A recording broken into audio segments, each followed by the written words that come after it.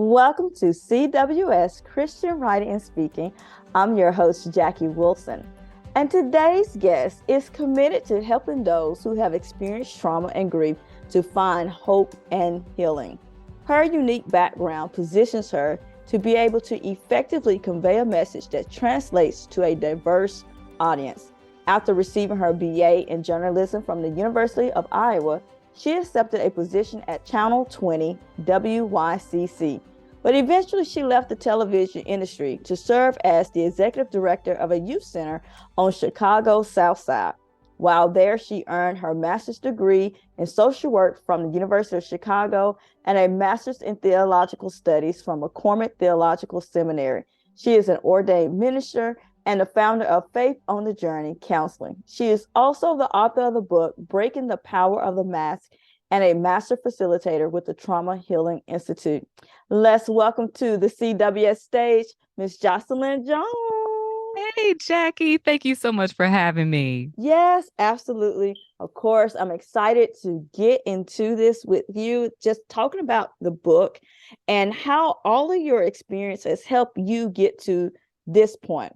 So, what is the story? Why this? Why now? That's a great question. When I think about the process of writing this book, I had wanted to write a book for several years. I just didn't know about what. Mhm. And when I was in the process of beginning to write, one of the things I had to come to terms with was myself in terms of how, for many years, I was stuck in my past due to trauma and mistakes that I made. And I pretended very well. Most people would not know that I was struggling with a lot of shame, a lot of hurt, because I performed. I presented myself as a perfectionist, someone who was always happy. And when I Mhm. sat and thought about it, I'm like, I was wearing a mask. Long before COVID, I was wearing a mask every day. And so when I thought about that, I was like, man, this is something that really impedes someone from being able to heal from the pain of their past. If you can't be honest with yourself, if you can't be honest looking at yourself in the mirror, if you can't even be honest before God, how are you going to Mhm. ever heal? And so that was the thing that led me to write the book, was dealing with the fact that if people don't learn to remove the mask, break the power that the mask has over their life, then they will never be able to deal with the issues that are hidden underneath so that God can actually heal them. And so that Mhm. inspired me to write this first book. Mm. What led you to wearing the mask? I think people would want to know that. I think that I felt like I had to wear a mask because I took on this idea that I needed to be perfect. And that was something, it wasn't due to trauma that I experienced early on, but my father had high expectations for my brother and I, and he always taught us to strive for excellence. But in my little mind, I interpreted that as perfection. And Mm. so I felt like I needed to present myself a certain way. And then I am a Black woman, and there are cultural beliefs around being a strong Black woman. And Mhm. so that also was impressed upon me that I needed to present myself a certain way. I needed to have it all together all the time. And these are things that God didn't put on us. This is not what my faith taught me, but from a Mhm. cultural standpoint, that's what I believed. And that did not serve me well, because what was happening when I was holding all this stuff inside for so many years, it led to eventual breakdowns, and you can't keep it all together for the long run like that when you're hurting. Mhm. And so I really had to come to terms with self that, Jocelyn, you need to get help. You need to start facing the stuff that you've been running from. And you don't have to be perfect. It's not possible actually to be perfect. And you don't have to be strong all the time. Mhm. And what would you say to the person who is feeling like that right now? Like they have to be the one that's strong all the time. Well, I want to tell them that that's something that you eventually are going to have to let down, that mantle of feeling like you have to carry it all by yourself, because it was a weight that God never intended us to carry. And it's something that's not sustainable. And you're going to hurt yourself and others in the long run. I Mm. think that it's strength and vulnerability. The Bible even kind of speaks to, in our weakness, God shows strong essentially. And so God's strength in our weakness is what we need to be relying on. And I believe it does a disservice to those who we're in relationship with if we only show them the armor side of us, the Mm-hmm. strength side of us, and they never get a chance to see us in our vulnerable state. It prevents people from being able to fully love us and care for us in the way in which they want to, because they never get the chance to fully see our authentic selves because we don't show it. And so, Mm-hmm. if we ever want to fully experience that type of love from those who we're in intimate relationships with, we have to be willing to remove the mask. We have to be at a place where we're not strong all the time, and we allow people who care about us to truly see us.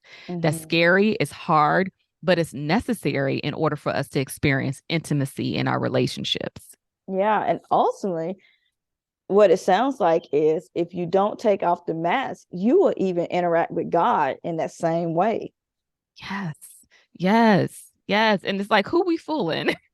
Because Right. God knows. He already knows us. He wants us to talk to him and to, even though he knows us, it's for us to talk to him and share and let go so we can get to know ourselves and that we can grow in the ways that we need to grow. Exactly. That's right. I That's love right. it. So, state the name of your book title once more for the audience. It's called Breaking the Power of the Mask. Like you're breaking something in half, breaking the power of the mask. And what are the key elements that they will find in this book? So it talks about understanding your relationship with the mask and the Mm-hmm. pain points that you have that are hidden right underneath. We dive deep into shame, unforgiveness, and grief. And then also we talk about anger and what might be underneath your anger and how the pain that you've been running from could be affecting you physically. It can affect your relationships and how the mask might show up in your life. It might show up in perfection. It might show up as power and control. And so we talk Mm, about that. And then we go into the courage that it takes to remove your mask in safe environments. And then once you do remove your mask, the process of actually beginning to heal those hidden wounds and mm-hmm, then eventually becoming a wounded healer. That once you deal with your stuff and begin the process of healing, while you're in your healing process, you can begin the process of helping other people to heal as well. mm-hmm. So this is just not for you. This is for the people that are in your life, the people that you're connected with, because they may need you, but not in the perfectionist type of way, but to, like you said, to see that vulnerability, to know that it's okay to be like that, that we were not created to be these independent creatures separated from God, but we are to embrace who God has created us to be and through him have our strength. Amen. That's it. Can you give people an example? You have certain things, for example, unforgiveness that eats away at you slowly. It's like a Mm-hmm. slow death. It's a slow poison that's like infiltrating your body. And we have to be able to identify those areas in our lives where we might be harboring unforgiveness because it's keeping us captive. It's keeping us like we're stuck in a cage. Like if you envision with me a bird that's in a cage, they're stuck in this cage of unforgiveness, and the key to getting out is choosing to release that person to God, Mm-hmm. acknowledging that this person hurt me. And, Mm-hmm. I was wounded by it. It was wrong, but I'm not going to continue to stay in this cage of unforgiveness. I'm going to release this person to God so I can experience freedom in my soul from the hold that this has on me. That's a process. That's not easy. But if we don't choose to deal with the unforgiveness, that anger that we're harboring, that anger begins to turn into bitterness. It forms Mm-hmm. bitter roots. It begins to affect our health. It begins to affect our personality. I always say to people, like, if you see someone who's bitter, the question that we need to be asking is who hurt them? What Mm-hmm. happened to them? Because that's Mm-hmm. not their personality, even though they might think it is. It's just the fact that they were hurt and they never dealt with it. And Mm. so looking at that and seeing this is a sense of urgency in terms of me dealing with these things. We can't continue to put it off because at the end it hurts myself and it also hurts others who we're in relationship with. Yeah, and then culturally, as we look at the African American community, there's been a lot of hurt done to the African American community. And so, what are some ways that we're seeing this being processed out inappropriately? Oh, great question. I think that sometimes we look at the kids on the street who are choosing to go to drugs or choosing to join gangs or become violent in their action. That's the effects of trauma that's Mm, passed down. And I remember when I first started working at a youth center on the Chicago South Side, and I would notice that a lot of the young people were addicted to weed and smoking and drinking.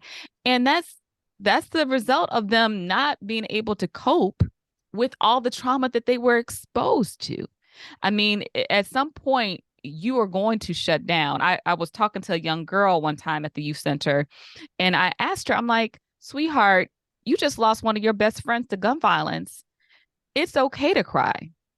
And she shared with me, she said, Miss Jocelyn, if I cried every time I lost someone to gun violence, I'd be crying all the time. I can't cry anymore. And so mm, when we see the perpetual violence and systemic racism, and we see the broken school systems and poverty and all these other things that contribute to the environmental trauma that people are experiencing, individuals are coping in ways that they only know how to cope, which is they might be through drugs and alcohol. It might be they might are compelled to fight because it's fight flight is fight flight or freeze mode when it comes mm-hmm, to trauma. So some people respond by fighting, and that's the anger, and that's and the outbursts that we see. And so it's sad when you see it. It's not to condone behavior of violence. I'm not condoning it, but I mm-hmm, do understand what it's the result of, and we do need to mm-hmm. be able to acknowledge those root causes in order for us to begin to heal our communities. But some people would probably say, well, if they just went to church, they would understand. But that's not necessarily true. Can you share on that? Yeah, I think that yeah, I always love to encourage people to go to church, but they ain't there yet. And Mm-hmm, it's not is I think in order for people to get to a point where they are open to receiving the love of Christ, they need to know that they even matter and there's mm, hope and there's a relationship there. When I was working at St. Sabina for many years, we engaged a lot of young brothers and sisters who were from the street and eventually they did join the church, but that wasn't the first thing that we thought about doing when it came to our outreach to them. The first thing is, do you have food? Do you have a job? Are your basic needs met? Again, many of mm-hmm. the young people we are working with are in survival mode. They ain't trying to hear about Jesus right now. It's how am I about to pay my rent? And so I think we have to meet people where they are and show them the love of Christ. Focus on that first. Let them know that they matter. And when they see the light of Christ through you, eventually they'll be compelled to say, okay, I'm interested in what you got. But if we start leading with scripture and Bible thumping first, we're gonna run them away. They ain't even gonna want to hear what we got to say because we're focusing on that versus focusing on the fact I see your humanity, I see the divine in you, and I care about you, and I'm going to invest in you. So I think sometimes we get it the opposite way. We turn things around. Yeah, absolutely. And if we think about how Jesus executed his ministry, he started with meeting people's needs first. And one of the examples that came to my mind as you were talking was the woman at the well. He didn't start telling her that she was wrong for how she was living. The first thing he did was see her as a human, because when she came to the well, and as a minister, you understand this, when she came to the well, she came during a time where other people would not be there because of how people were treating her. And so, first thing he did was treated her as a human being by even saying, give me something to drink. Like, I'm willing to engage with you in ways that other people are not interested in engaging you. And after that, he spoke to her about her spiritual status. And that is what definitely I feel like is needed among the communities who have faced all of this trauma, and it's repeating itself. And so you have to get in there and break the cycle. But where is the church? Are we really being the hands and feet of Jesus?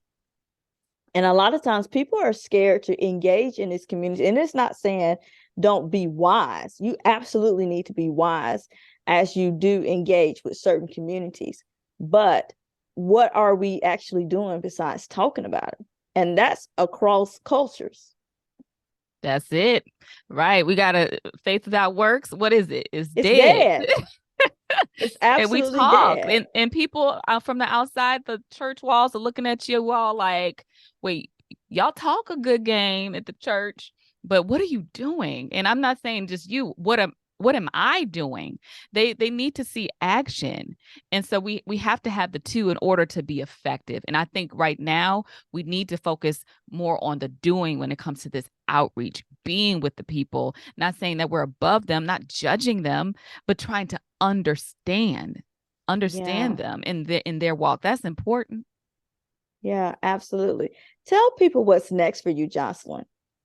Yeah, so right now I'm working on a couple exciting projects. Right now, I'm working to engage churches to become trauma healing communities. And so, Mm, uh, if any church is interested, I have a free guide, a trauma healing resource guide for churches. If you visit traumahealingchurch.com, you'll get a free guide on just some steps that you can take to be a church that's trauma informed. And I'm working with them to train them to have ministries that are trauma healing ministries to mm, engage people who've been impacted by trauma.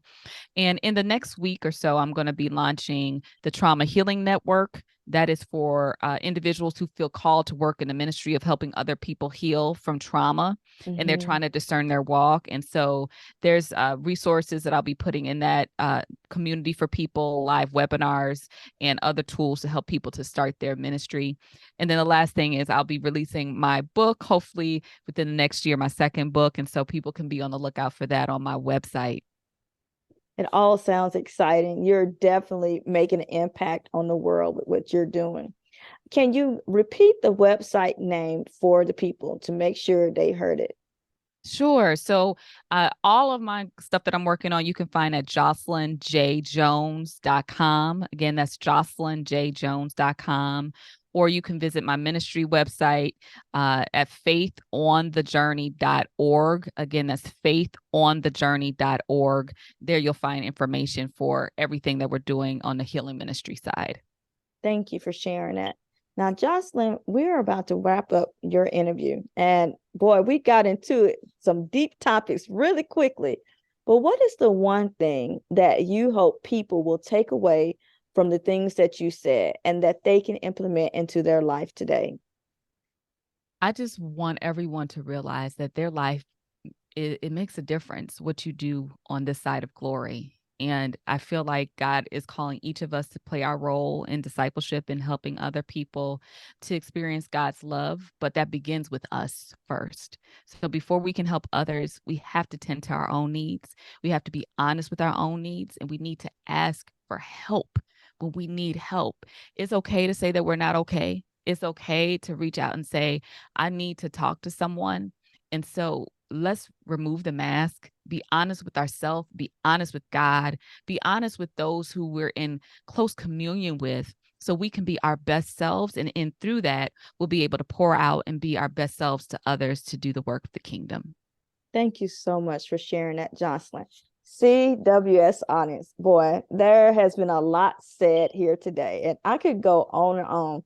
I think my challenge for you today is yes, first remove the mask from you. And when I say remove the mask, there are a couple of different ways that Jocelyn and I talked about. First, deal with whatever is holding you back from being all that God has called you to be. Also, remove the mask that you are doing everything God has actually called you to do. If you see that there are communities around you that are struggling and that you are not a part of the solution, then stop pretending like you are and get out there and actually do the work. Activate your faith so that other people can see the God in you and desire the healing that you yourself are going to go through. Thank you so much for listening to today's episode. And until next time, beautiful people, God bless.